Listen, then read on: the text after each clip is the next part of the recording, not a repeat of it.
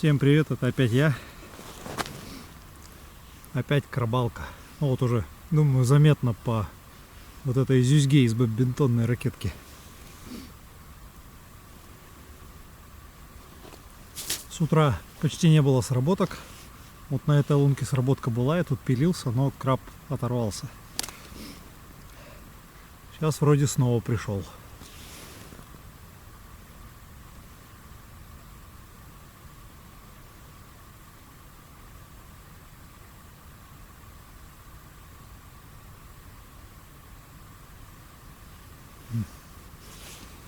Опять что-то очень легко оторвалось. Надо проверить, может там вообще все слопали.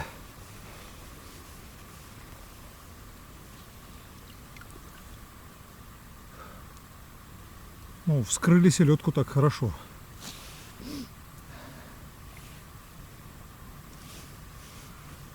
Хитрый какой-то попался, хитрый.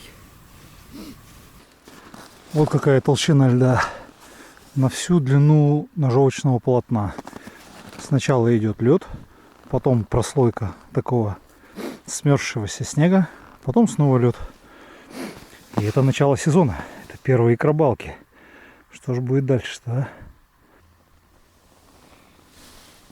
Есть натяжение.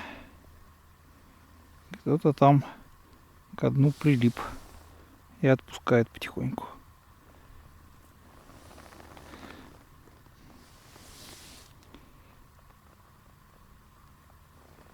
Как хорошо прилип-то, а?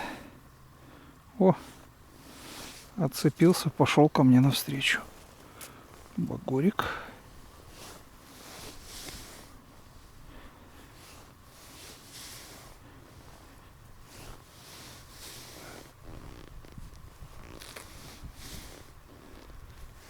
Так. Что-то пока никого не вижу.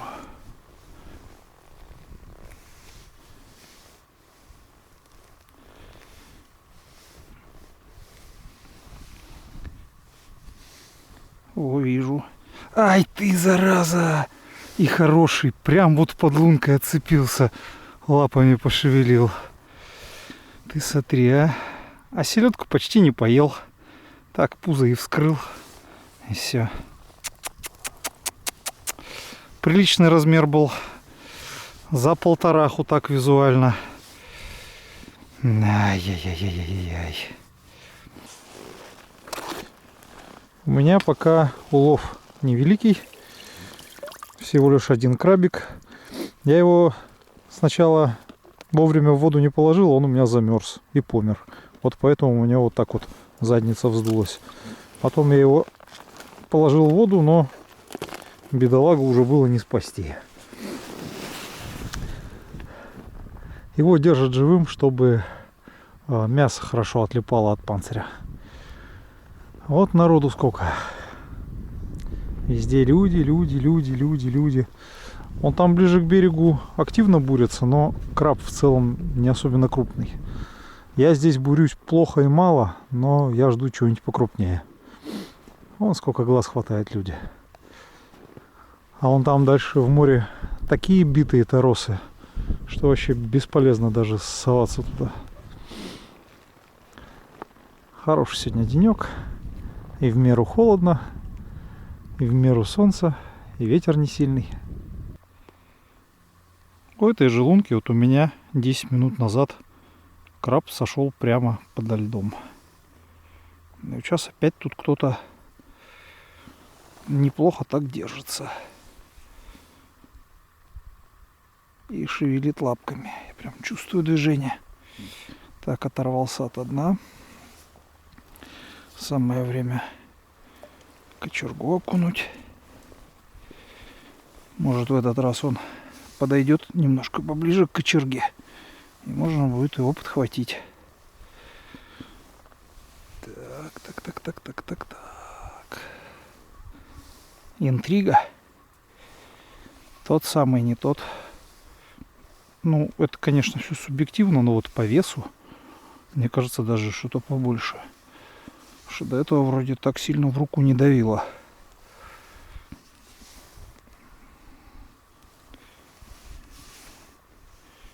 Идет крабик.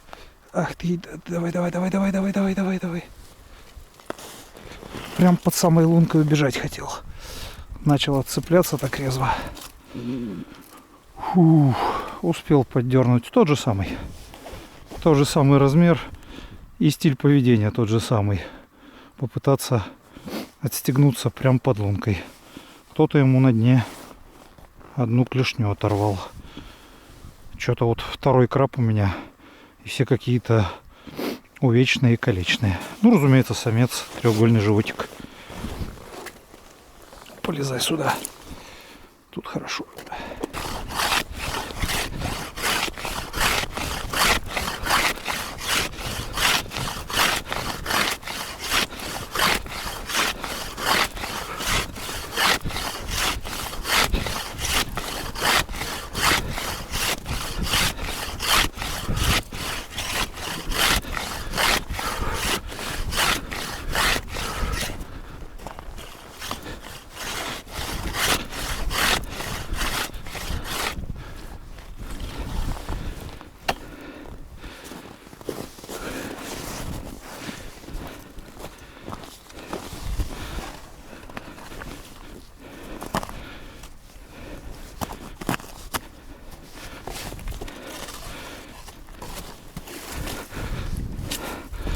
Так, это только половина всего льда.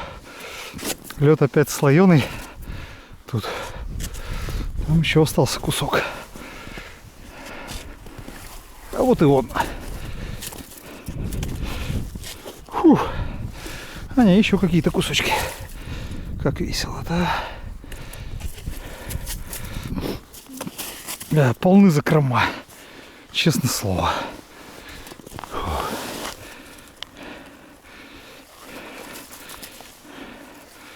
Еще и мелко наломанного тут хватает.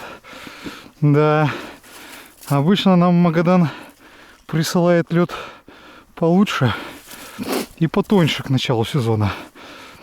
А сейчас Магадан старался, видимо, сильнее обычного.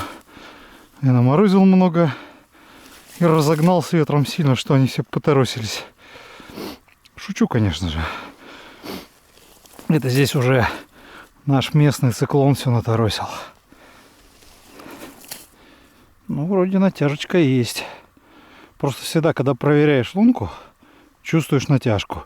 Идешь за пилой, за кочергой, пилишь, вытаскиваешь лед. И все это время думаешь, остался ли там краб. Может, ты его вот первый раз-то за веревку подергал. Может, ему, бедолаге, так страшно стало, что он сразу все отпустил и в страхе убежал. По чуть-чуть отдает. Да. По чуть-чуть, лапка за лапкой. Так, вроде пошел. Вроде пошел.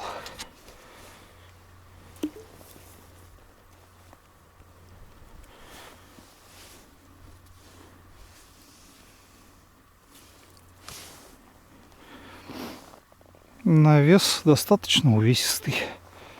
В всяком случае, тянуть приятно. Не сказать, что какой-то безумный кирпич, но и не малявка. Ну и так, по ощущениям, вроде как предыдущий. Предыдущий был такой хорошая полторашка. Ну, полторашка, имею в виду килограмма.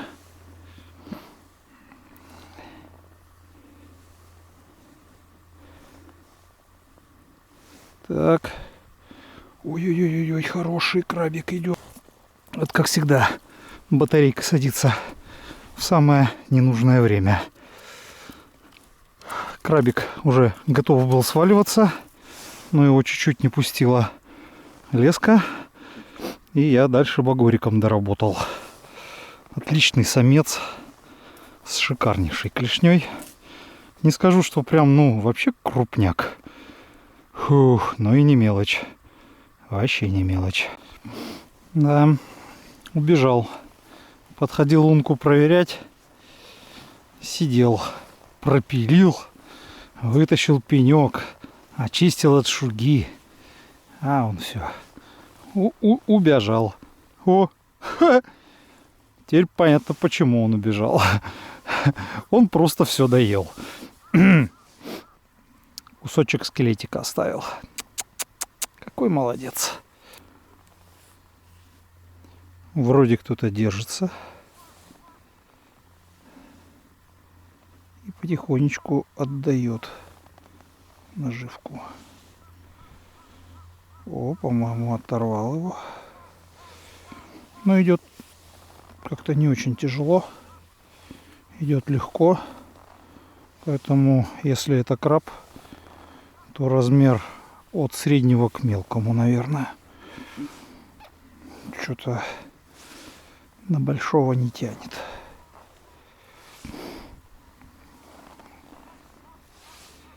С этой лунки я недавно одного поймал. То есть это вот место интересное оказалось, работоспособное такое. Ах ты! Давай. Чуть-чуть подхватился. Буквально вот одной лапкой за леску. Фух. На сегодня, пожалуй, один из самых моих некрупных крабов. И, пожалуй, вот он на грани допустимого к изъятию. То есть, будь он еще меньше, надо было бы уже его бросать родимого назад. Вот сейчас очень мощно тащит. Я эту лунку недавно проверял, поэтому не особенно собирался ее вообще трогать. Но заметил, как шнур туда потихонечку уползает. И вот сейчас вот краб сопротивляется. Так это воюет. Ну, кажется, пошел. Кажись, пошел. Размер не сказать, чтобы прям какой-то огромный. Но натяжение уже приятное. Вроде как не козявка. Ну и утаскивал приманку так по-взрослому.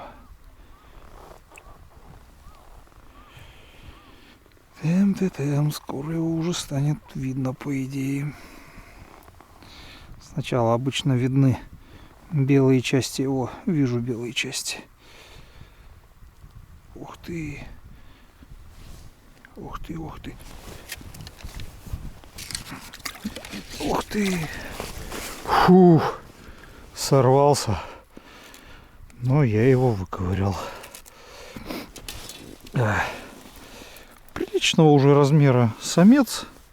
Не сказать, что капец какой крупный. Ну, хороший. Больше килограмма точно. В мешок. В мешок. Давай. Ой, тоже без лапы. Что-то кто-то их на дне поджирал конкретно всех. Бедняк. Или шторма их так помолотили. Дело идет к вечеру. Народу все меньше и меньше. Изначально соседей у меня было много. Теперь вот осталась только одна компания рядом. Остальные все вдалеке. Да и те расходятся. Тихо, хорошо. Слабый снежок только. А пока между проверками перекур, позвольте мне немножко позанудствовать. Хотя я это больше называю как социальная реклама. Есть вот такая вот штучка. Называется спасалки. Это вот две пластиковые рукоятки. И у них на концах, вот одной рукой очень трудно открыть, но у них на концах штыри. Когда ты падаешь в воду, провалившись под лед, ты руками не в состоянии выбраться. Ты не в состоянии держаться за этот лед, хвататься за него. А вот у тебя тут верхний кармашек. Да, кстати, кармашек должен быть верхний, не годится нижний. Вы до него можете просто не достать, не донырнуть. И вы спокойно достаете эти спасалки, втыкаете их в лед, ну, в каждой руке по спасалке. Втыкаете их в лед и с трудом, но выбираетесь на лед. Потому что другого варианта, возможно, у вас просто не будет. И еще один вариант. Я на льду часто замечаю, Люди ходят, заправив штаны в сапоги.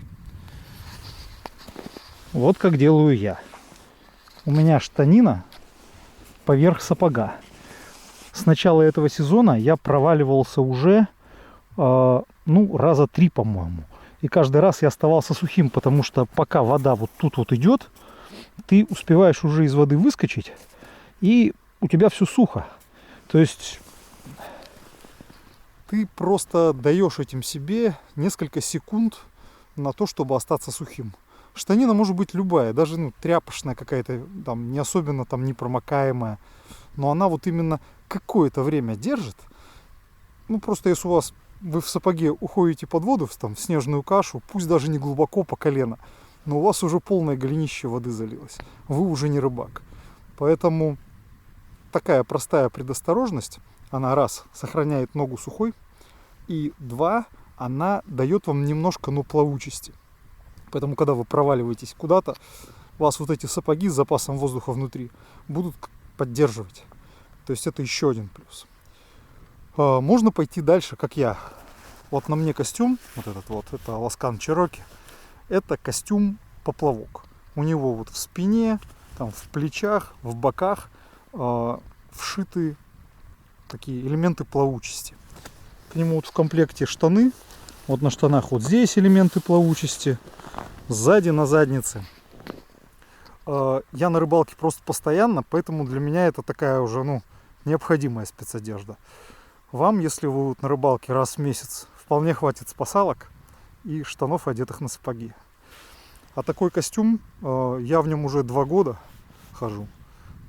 Минусов пока не нашел. Он единственное, ходить в нем жарковато, когда вот куда-то прешься, там 2-3 километра. Да, жарковато.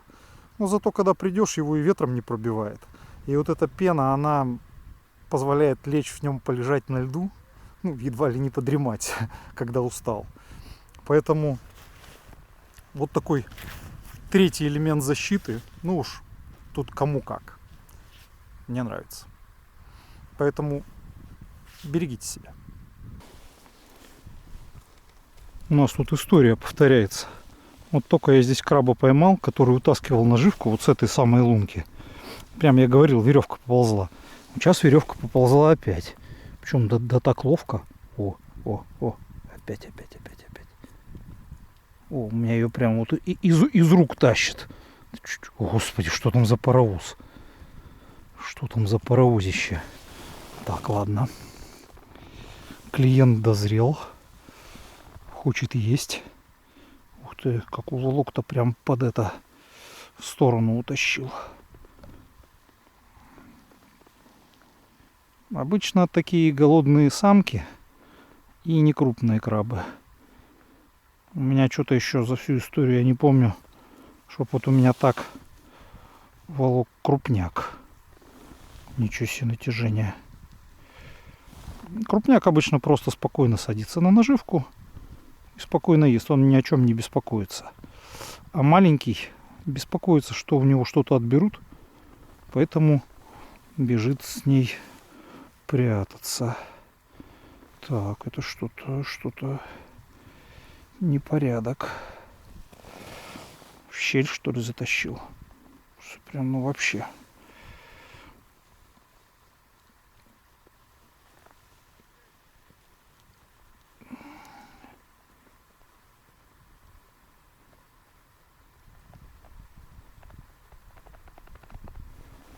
Да, прям намертво куда-то заволок. Вот смотрите, вот сейчас отпущу. Тут же шнур соскакивает. Да. Неприятно. В щель какую-то утащил.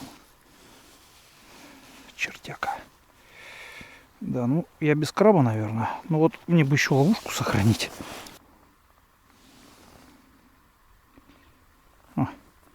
Все пальцы в чешуе от селедки. Сегодня селедка прям хорошо поработала. Малородка на 2-м месте, а наваги у меня в этот раз, к сожалению, не было. Было бы любопытно, что даст навага. Так. Оторвался от дна. Ну, вроде так тяжеленький. Уже вечереет. И мало то, что вечереет, еще и нагнало туч. И пошел снег. Поэтому стало еще как бы темнее, чем могло было быть. Ой, пытается сбежать, зараза. Слышу прям, как там щелкает по приманке лапами своими. Ай! Все, убежал. Да.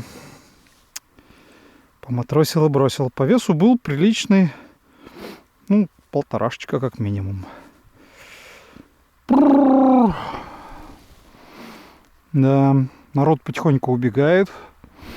Все меньше и меньше людей. А вон там вот сидят орлы. Раз, два, три, четыре, пять сидят. Шестой садится. Он седьмой подлетает. Орлы ждут, пока уйдут рыбаки. И вот побросают наживку на льду. И они будут эту наживку доедать.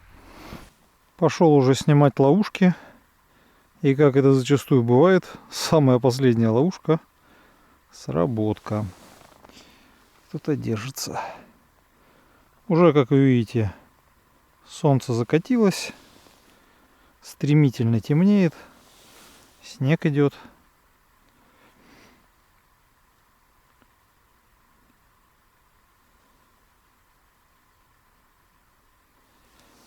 Так. Вроде оторвался. Вес хороший. Тянет приятно. Только, пожалуйста, не дрыгайся. Сегодня очень многие крабы начинали дрыгаться прямо подходя к лунке. И несколько из-за них и того спрыгнуло. То есть вот он прям весь на каком-то прям общем для всех расстоянии прям начинает активно махать лапами, пытаясь спрыгнуть. Не знаю, с чем это связано. Так, ну-ка, ну-ка, ну-ка, ну-ка, ну-ка, ну-ка, ну-ка. Ай, ты черт! Ой, хороший был! То же самое, вот просто как под копирку произошло все. Прям под лункой начинает. Хороший краб, хороший. Возможно, сегодня один из самых крупных за сегодня. Но уже все. Вот это он пусть там внизу доедает. Икра не тонет. Ну, раз икра не тонет, пусть икру птицы доедают. А я, пожалуй, пойду. Ну вот я и добрался вместе со всеми крабами до дома. Самое время для рубрики «Говорящие руки». Время уже вечернее, у меня как бы нет особенно времени на какие-то разносолы, поэтому показываю свое самое простое и такое надежное блюдо. Во-первых, для этого краба нужно почистить. Чистить я начинаю всегда с его задницы. Вот тут вот на заднице есть такая костяная пипка, такое окончание ее. Ее надо надломить, надорвать и вот так вот вытащить кишку. Потом надорвать уже панцирь по-серьезному. Вот это вот такой белок отовсюду лезет. Он будет также лезть из ног, из панциря. Он съедобен. Его едим по ходу дела. Вот так мы раскрываем брюхо. И достаем здоровенный кусочек мяса, который у него находится в брюхе. Вот это вот будет течь. Это, конечно, не очень хорошо. Поэтому вот так вот надо все это слить в панцирь, постараться, чтобы не пропадало. Теперь, когда с брюхом разобрались, надо вот так вот отрезать одна за одной лапки. Вот так вот отрезать лишнее.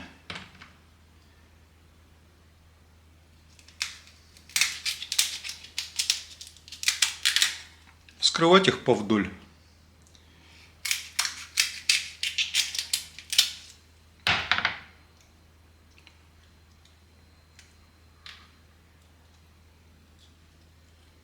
И вот такие вот кусочки, такие ровные, красивые, уже укладывать. Так, перепутал миску с очистками, с миской с мясом. Просто вот так вот пальцем выковыривать остатки. Все, это у нас отход. Беремся за следующую лапку. Ну все, краб по большей своей части почищен. Краб изначально весил килограмм 400 грамм. Это средненький крабик.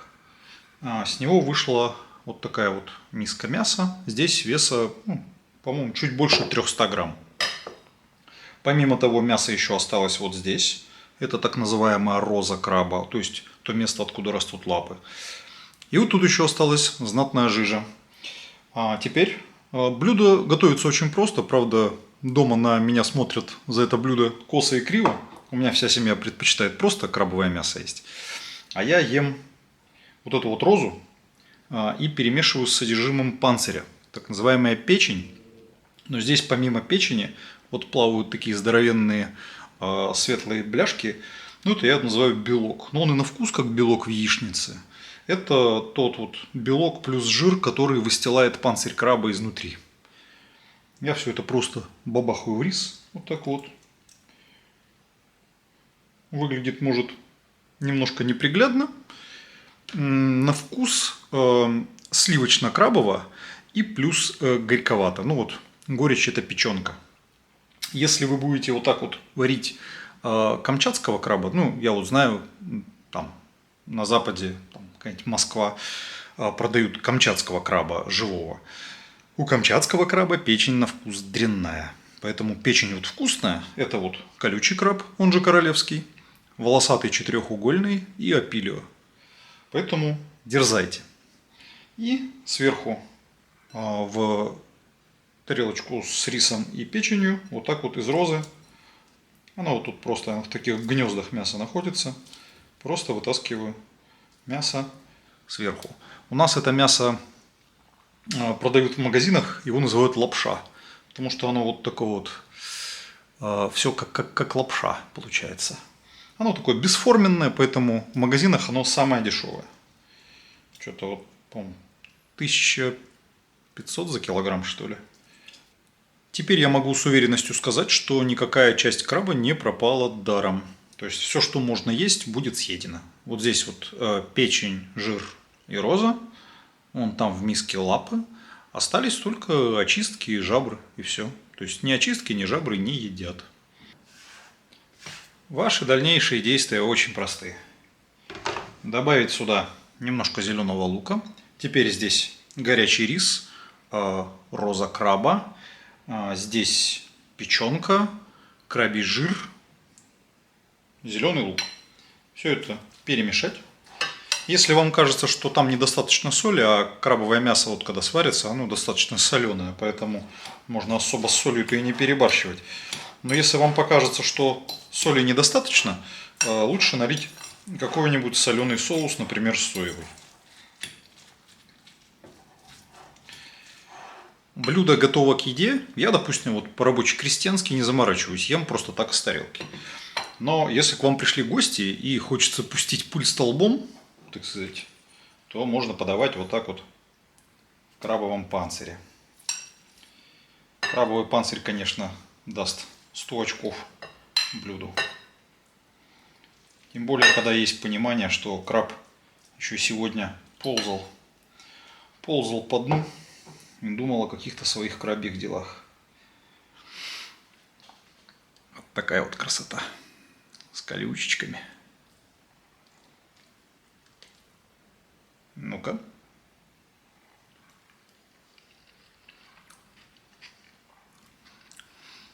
Да, отчетливо чувствуется и сладость краба, и горечь печенки. Но горечь такая, ну, ничего особенно не перебивающая. То есть она есть, но она жить не мешает. Это вкусно, а помимо того, что вкусно, еще и очень полезно. Всем пока-пока. До свидания.